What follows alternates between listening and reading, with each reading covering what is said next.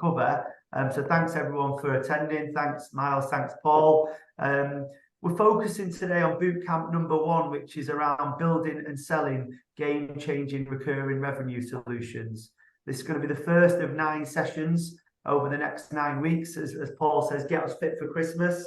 And really get your business in a position to be successful come 2024. So thanks Miles and Paul and the rest of the North Star team for putting these together. I'm really excited.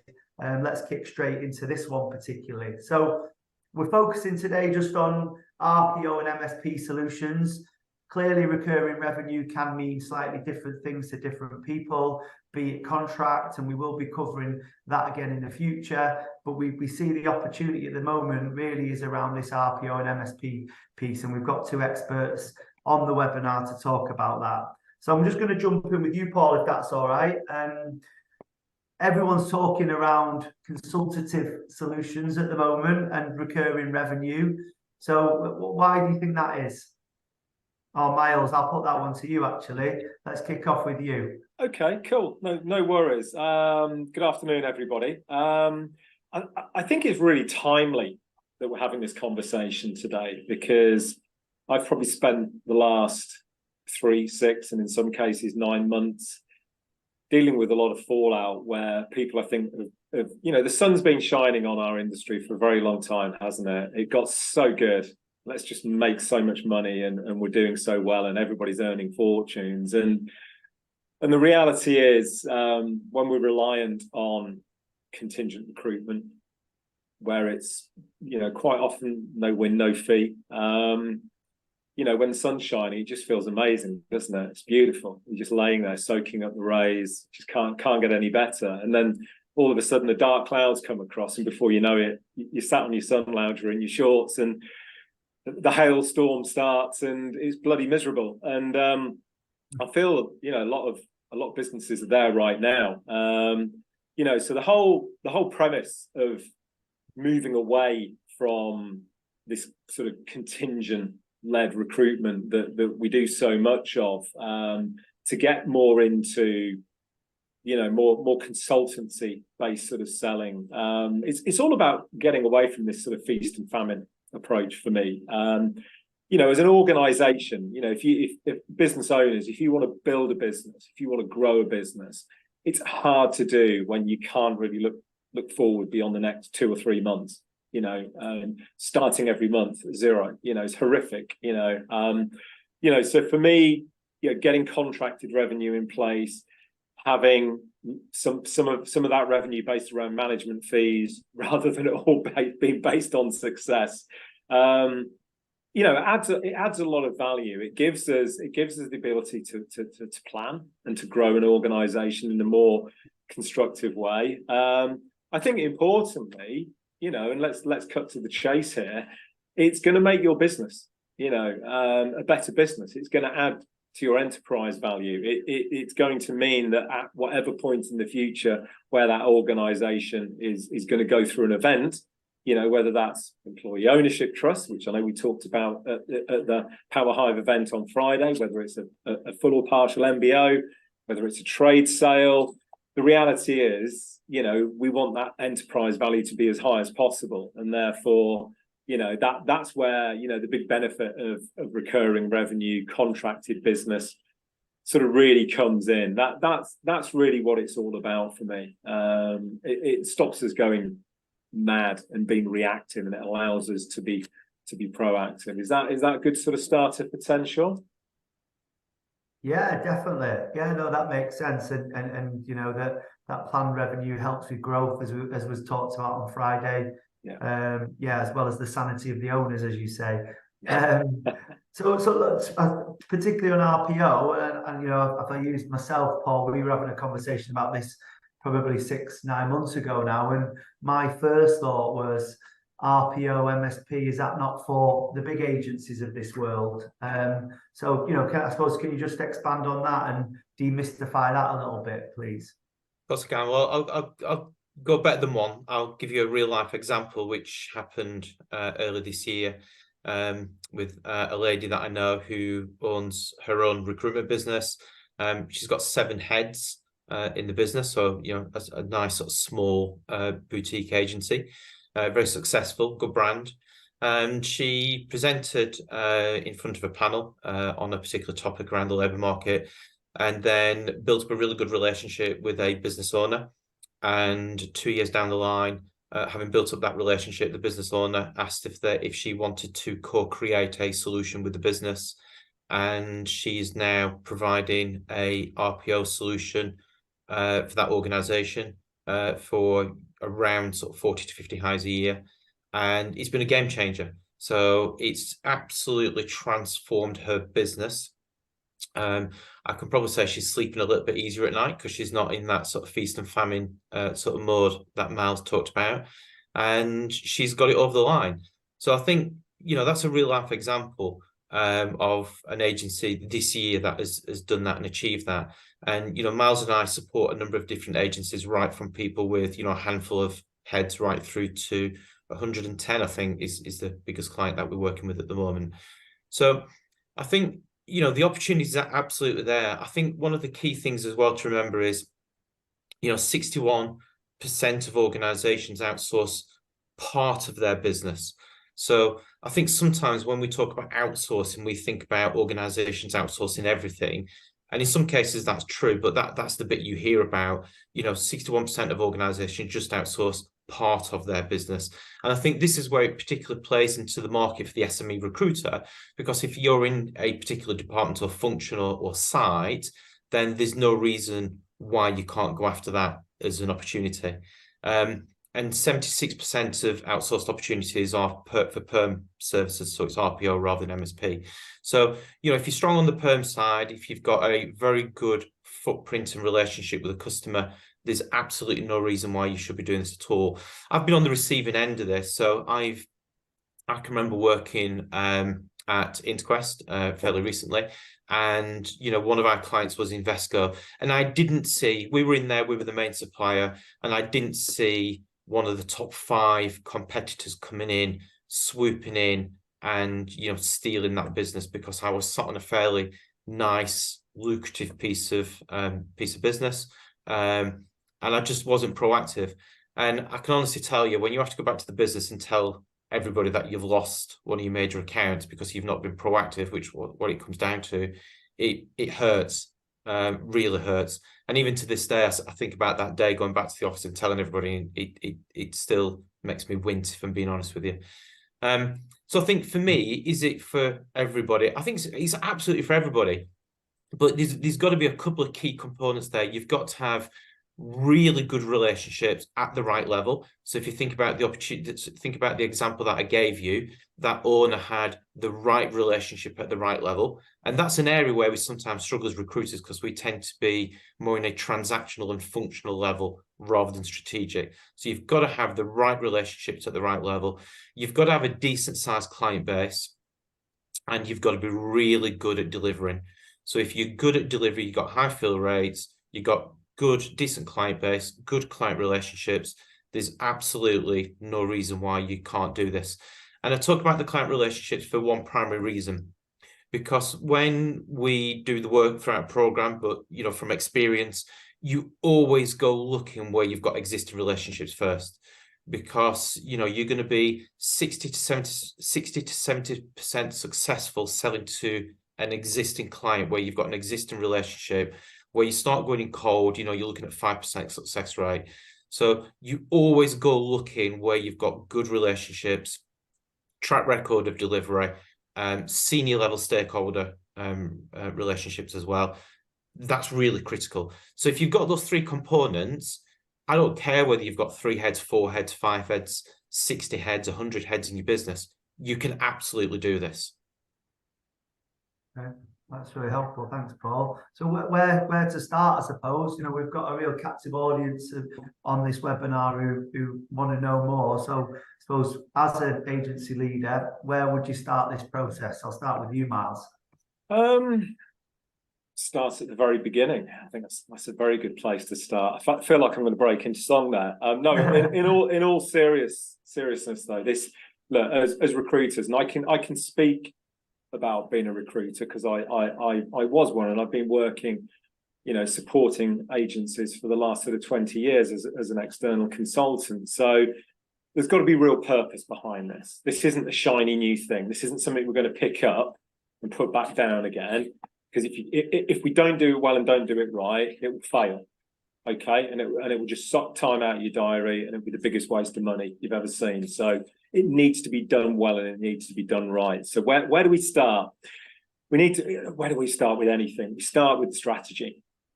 Got to ask ourselves our questions. Why do we want to do this? What is it we want to achieve? What do we want the results of this to be? So linking it back to that whole strategy piece, right now, what's our current business mix look like? And if we were to do an RPO, MSP hybrid solution over the next 3 years, what does success look like? Is it 1 or 2 or 3 a year? What's the value of those things going to be? Because if we don't make it part of our strategy, then it just becomes a shiny new thing, the latest thing that the management are trying to force on the business. Seen it, heard it all before, and it fails.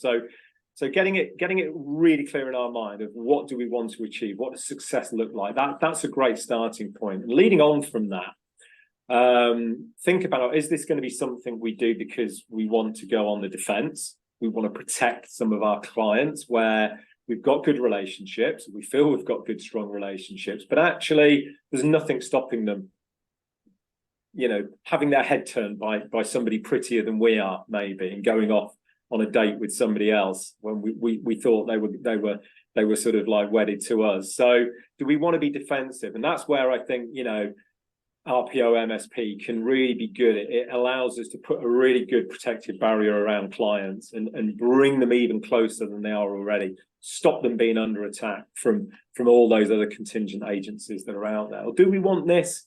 And it's an and/or question, this, do we want this to be more aggressive? Because quite often we can see those attractive clients on the horizon, but they've been working with our competitors for years. They've got really good, strong relations with those people. So unless we're going to go and do something different, something that's going to add more value, how are we going to get into those clients? And that's where I think an RPO MSP can add a lot of value. So that's a great place to start. I'm just going to go on a little bit of a journey through here because there's a little bit of a narrative I want to get out. So first of all, RPO MSP. Well, what do we actually mean by that? What do we want our solution to be for our clients or our target clients? So actually understanding and working as a team, to shape that value proposition is critical. We're talking everything to the left and to the right of recruiting. There's a lot around strategy, around attraction, sourcing, selection, onboarding, all sorts of things you can bring into the mix. So as a team, I advocate, a process of, okay, well, what could it look like? What should it look like? And what are we going to include in our offering? Now, there is a danger at this point that you just start throwing loads of stuff into the mix and you've got this enormous, unwieldy sort of solution that you've sort of shaped. Don't ever try and just take that to market and build that, because the danger is, and I've seen it happen before, where we think we're really smart and we build a solution that we absolutely know our clients want, and then we take it to them and it doesn't get any traction. There's no stickiness. Why? It's because quite often we haven't read the market as well as we thought we had. We'd made assumptions that were rather based on our thinking than our clients. So we always talk about knowing our customer, knowing and understanding customer, voice of customer. What Paul and I use, and we deploy this with clients to help them understand more. We do this piece of work around, if any of you have heard of it, it's a great tool called Kano Analysis, Kano, and it allows you to shape a virtual value proposition, and through using Kano Analysis, take it to market, take it to clients and prospects, and bring them in to the inner circle and engage them and talk to them about what you want to do and why you want to do it. And you get them to feed back to you as to things that actually they expect to have, things that they wow, that's amazing. That you know, it's things that delight us, excite us. Maybe things that you think are good, but they turn around and say, well, do you know what? That really doesn't matter too much to me. I don't see that as something that I'd want you to get involved in, because by using this sort of tool that we use, this Kano analysis approach, it allows you to, yes, shape out what you think is right for the client, beta test it as a virtual concept with clients and prospects, and help you polish it up. So when you've got something then to take to market, and that's another step, real critical step, is how are we going to push this out now? What is our go-to-market approach? But prior to that, you've got something that's fit for purpose, you know. So all of that I've just said now is really where you need to start. Don't worry about what the tech's going to be. Yes, that's critical, but we don't worry about that right now. The delivery piece, as Paul rightfully said earlier, you know, that's going to, you know, if you do this well and you do this right, and it becomes a part of your business as usual for your recruitment agency, you're likely to be doing things in a different way than you are right now. But don't worry too much about that now. What we need to do is we need to get it into the strategy, understand what success looks like, what we want the results to be, shape the minimal viable product, go and beta test it as a concept, polish it up, and then we've got something that we can brand and we can take to market. So yeah, I think I know there's a lot in there, but that's really the starting point, because, you know, not spending huge amounts of time building something that basically just sort of falls over day one, that's what we have to avoid. I think Makes sense. So, what we got to that, Paul? Yeah, I was just going to say, leading on from that, I guess the next part in that phase is client segmentation. And as you know, one of the questions we ask on the health check is, you know, have you segmented your client base in the last 12 months? And 59% of recruiters say they have. The next question I usually ask is, so how have you done it? And then the answer I normally get is, well, we've done it sort of. So there's not a defined methodology behind it. So every year when I was, you know, at the coalface of the IT, data and digital sector, I used to segment the client base every year religiously. And whether you're doing this exercise to go down the MSP RPO route or you just want to get some value out of it, it's a brilliant exercise. We don't normally share this, by the way, but I'm going to sort of share the secret formula. So you segment your client base into 5 key categories. So I talked initially about the importance of having good relationships, which is critical. And one of the things that Miles and I do is sometimes look at that in depth, because if people haven't got the relationships at the right level, they may have to spend 6 months or 12 months doing that before they do any MSP or RPO work, because that's a critical component. So if you take the 5 categories, which are you've made contact or you've got contact with a customer, so contact is phase 1, acceptance is phase 2, trust is phase 3, loyalty 4, and advocacy 5. We've got definitions that sit under each one of those key categories. So the starting point is to map your client relationships into one of those 5 buckets. The key here and the goal is to get as many clients to that trusted level of relationship as what you possibly can. And the reason why we do that is for several reasons. We know once you get to that level, as Miles talked a little bit, it blocks out the competition, or it can act as a defensive strategy because you've got a really strong relationship. Once you get to that trusted level, it's easier for you to upsell and cross-sell because they trust you as a supplier. You will find it easy to get repeat business.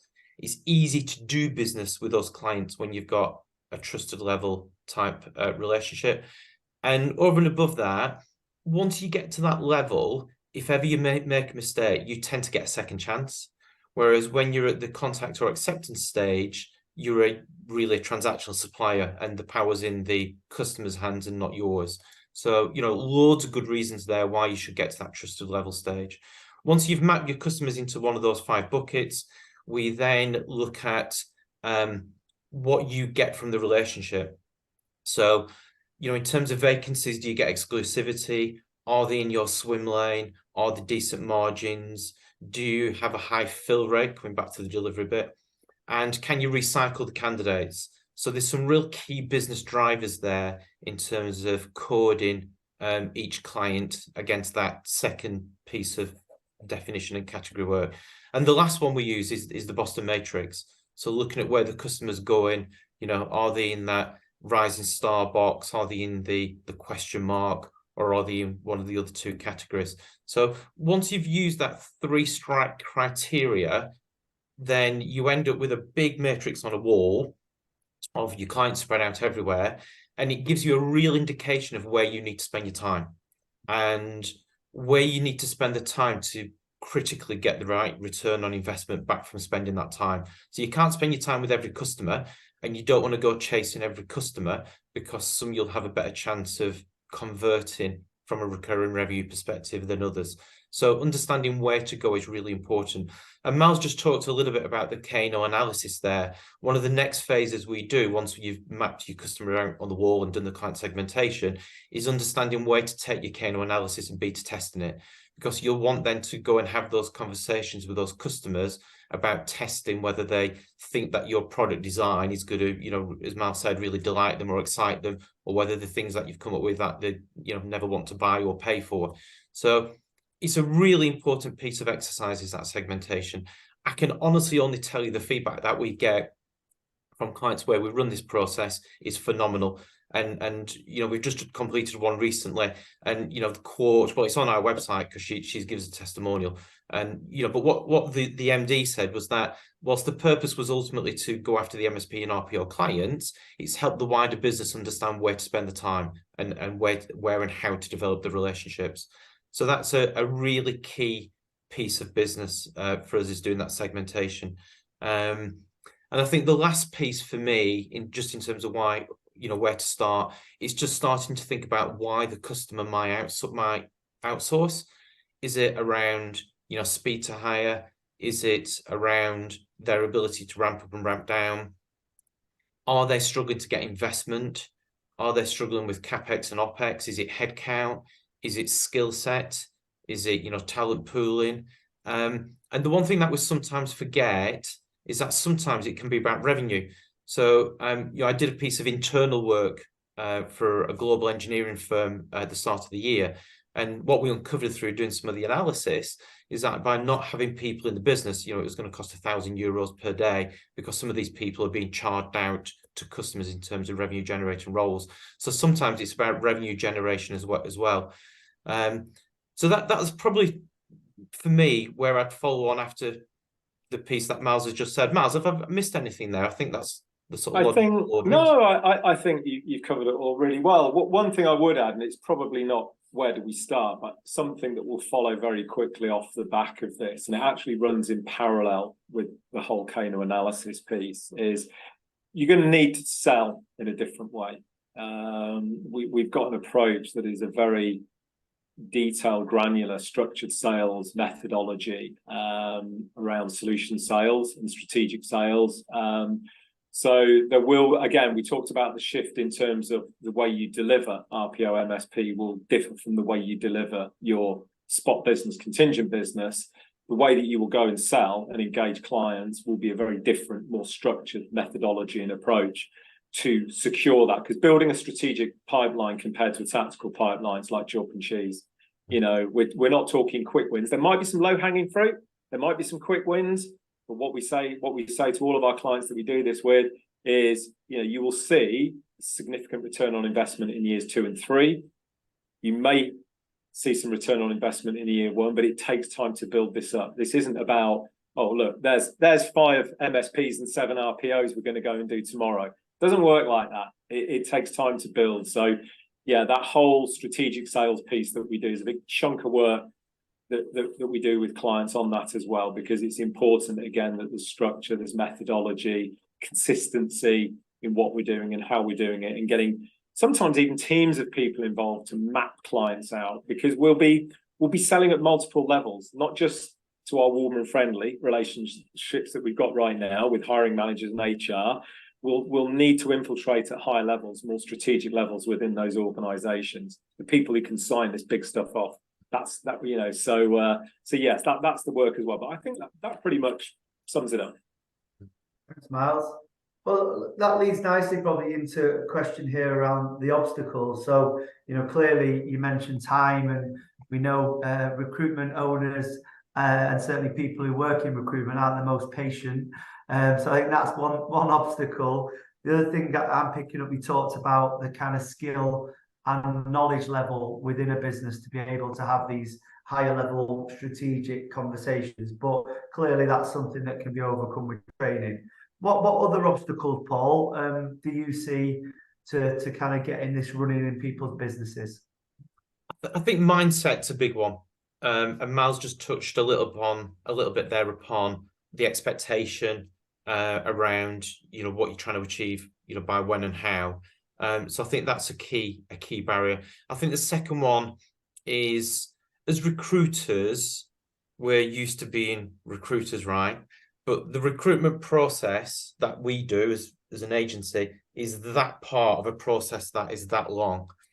And sometimes frequently we find recruitment owners struggle with understanding that an RPO and an MSP or an outsourced solution is different to just doing what you do as a recruiter. And I'll give you a real life example. So Miles and I, we talked to a business owner last year, and in the north of England, and he articulated the story about how he'd pitched an RPO to a HR director, didn't win it, was mortified, was pissed off, and really grumpy, and just thought the HR director had, you know, made a bit of a personal swipe at that individual. We then started to ask questions, you know, what did you pitch? How did you pitch it? How do you go about that? And all the time, the conversation was going down and down and down and down and down. And then I asked a question around the technology. And, you know, I said, which ATS were you proposing to, you know, supplement what you were trying to do?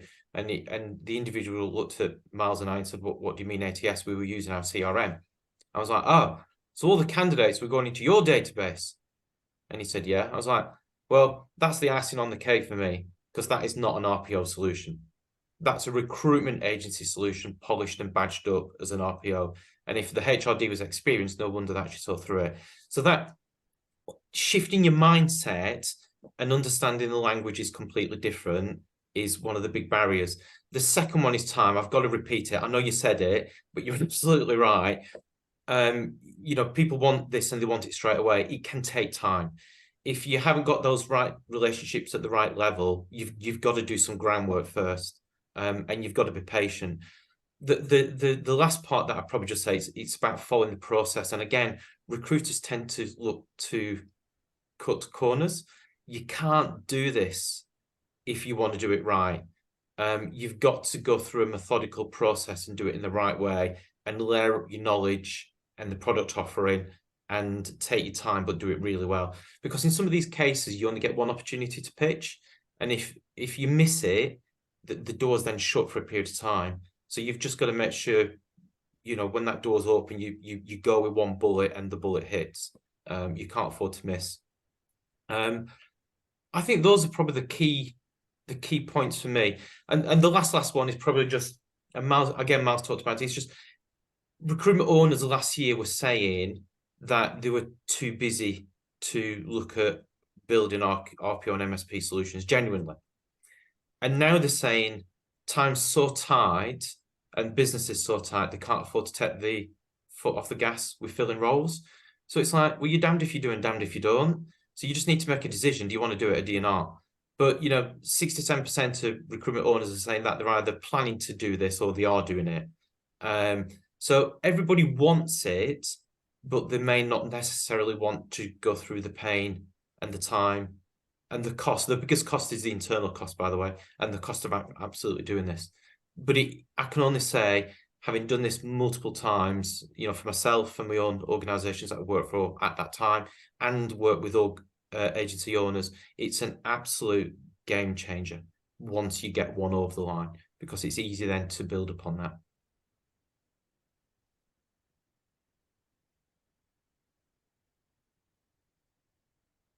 Have I froze, or is Sean froze? I think Sean may have frozen. I'll tell you what I'll do. Let me come in. And I'll just carry on. We'll wait for Sean to unfreeze himself. No, I think everything you said there is absolutely spot on. And interestingly, on that last point, getting that first one, I think that's really, really hard, isn't it? Getting that first one across the line. So I think, you know, think about, you know, look, we all want big exciting gigs, you know, but you ain't gonna be able to take this thing to Google or, you know, Microsoft or Apple and win that opportunity. You've got to pick your battles, the ones you can win early. And that could be a case of, you know, we don't go with a full end-to-end RPO or MSP solution. It might be we do a project RPO to get rolling. We just do something compartmentalized or partial. We don't go after the whole thing, you know. So again, this will all bleed back into that strategy piece. But you know, in terms of what success looks like over the next 3 to 5 years, even for something like this, is you know, let's build it in the right way that will allow us to win things early, cut our teeth. You know, if I'm going to be honest with you, make some bloody mistakes along the way, lessons learned and all that. But then, you know, we can build on our successes and our challenges in those first 12 months to really take something forward. So I think the point you make there, Paul, about getting that first one across the line is critical. And with clients, and just to reiterate the point you made earlier as well, was this isn't a case of, you know, if they haven't got any jobs for us now, we'll go back in a month and ask again. You know, once you pitch for this, if it's unsuccessful, you ain't going back probably for another 12, 24 months to get a chance of repitching like this, you know. So it really is about doing it well, doing it right, getting the timing absolutely nailed down, because you got one chance, you know, when you're in that room to make it happen. So it looks like Sean's unfrozen again. So Yeah, sorry. That's all right, buddy. Internet connection here, bad timing. Well, look, thanks, Miles, Paul. I think, and you know, I don't want to jump the gun here, and but I'm sure you'd be happy to have initial conversations. We've got quite a captive audience here. Just if there's any specific individual parts that people want to discuss in confidence, but I will open it to the floor, and I have had a couple of questions in the Q&A. So feel free, if anyone's got any burning questions, to take themselves off mute and put something to Paul or Miles. If not, I can go through the questions in the chat. So fair enough. I think we'll start with the first one here, is around, is there a best practice approach to developing an RPO solution? Don't know, Miles or Paul, which one of you wants to answer that one? I think for me, I think it goes back to what Miles talked about. So, you know, this making sure you've got the right relationships at the right level, you're really good at what you're doing, you know, you're tracking things like fill rates, customer retention, all that sort of stuff. And then Miles talked about this strategy, attraction, sourcing, selection, and onboarding. Those are the 5 key buckets that are a starting point for building out your value proposition. So, you know, under each one of those buckets, it's about identifying what are the services that you do and what can you offer, so that you've got something to take. That takes a little bit of time, and it takes a little bit of investment. So I think my advice would be, the best practice for me is do it right, do it thoroughly, and do it really well. And if you do that, what you take to your customer will not feel like a polished up recruitment agency service. It will feel like something completely different. Makes sense. You mentioned ATS, Paul, and I think that's triggered a question here in the chat around the use of technology. So the question is, can something like this be managed effectively without the need to invest in new technology? It depends on your CRM capability, being brutally honest with you, and it depends upon what the client wants. So, you know, in a true pure play RPO solution, the idea here is that, and we talk about this, don't we, as recruiters, we'll say to clients, we're going to build a talent pool for you. Think about what we're saying. We're actually building a talent pool for ourselves. The difference with an RPO, with a pure play outsource solution, is that you are genuinely building a talent pool for an organization. Contingent MSP temp is slightly different, but on the perm side, it's hard to do it without some form of ATS, or using the client's ATS so that you're actually furnishing their ATS with the candidates and you're building their brand.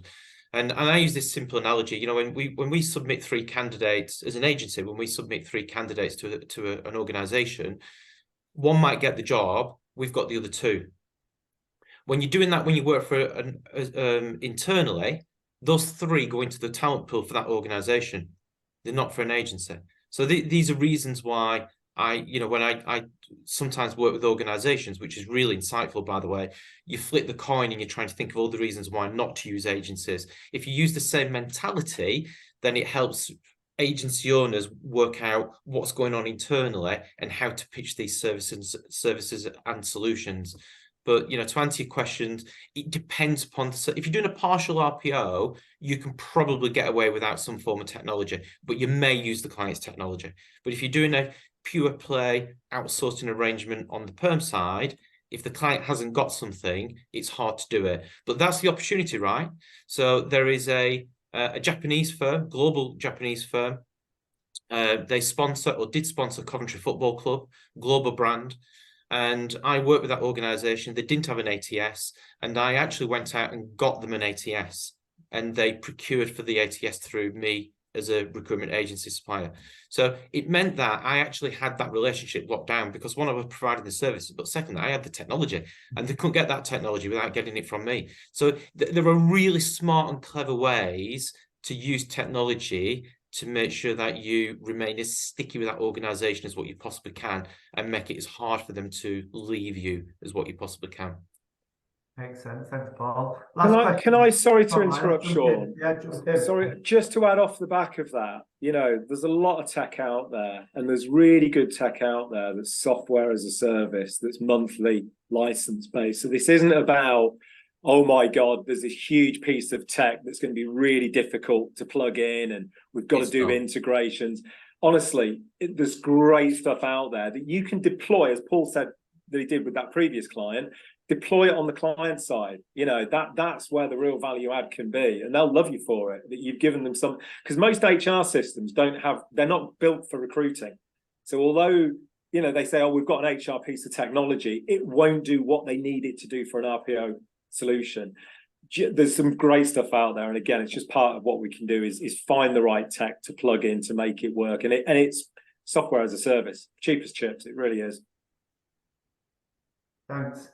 Last question probably would be a good place to finish, I think. It says, what's the fundamental difference between selling a recruitment service and an outsourced talent solution?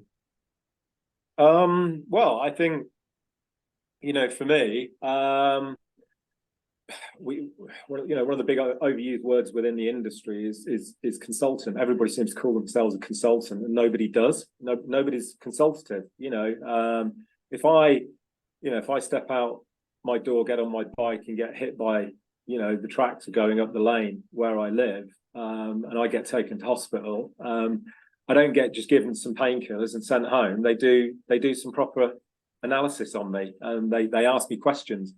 Where am I feeling pain? How much pain am I in? Where's the most pain? Is it getting worse, or is it getting less? And we need to go through that process with our clients. We need to understand. Paul talked about mindset.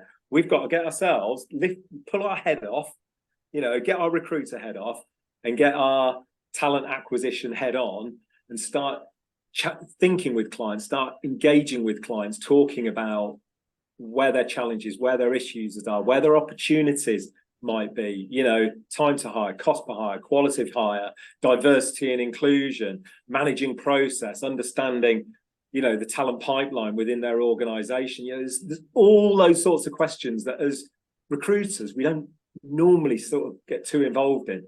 So that for me is the fundamental difference. We're doing a very different job in terms of the understanding piece.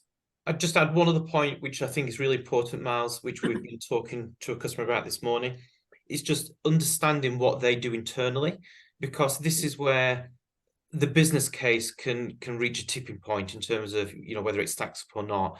So one has to look at how much time an organization spends on the recruitment process, and the value that you're adding in terms of reducing the amount of time that the organization is spending on the recruitment process. Yeah. So again, going back to the example, this engineering firm that I did some work with earlier this year, one of the biggest factors was that the HR community was spending 20-25% of their time on recruitment. So the whole business case was around, there was some hard cost savings, but there was a lot of soft cost savings in there as well, around people doing the role they should have been doing, not the role they gravitated towards because there was a problem and they thought they could fix it, you know, better and quicker than anybody else. So that internal piece is really important, particularly when it comes to that building the business case and the pricing model. Thanks a lot. Thanks, Paul. Thanks, Miles. Thanks everyone for attending today. So 40 minutes just on the hit session of boot camp number 1 done. I'd probably just signpost the next one, which is next week, and a controversial subject, I'm told, in terms of return on investment from marketing. So definitely get yourself involved in that one. I will set up, obviously, everyone that's been on here today, the opportunity to get in touch with Miles and Paul directly if they want to further these conversations. But thanks everybody, and enjoy the rest of your day. Thanks.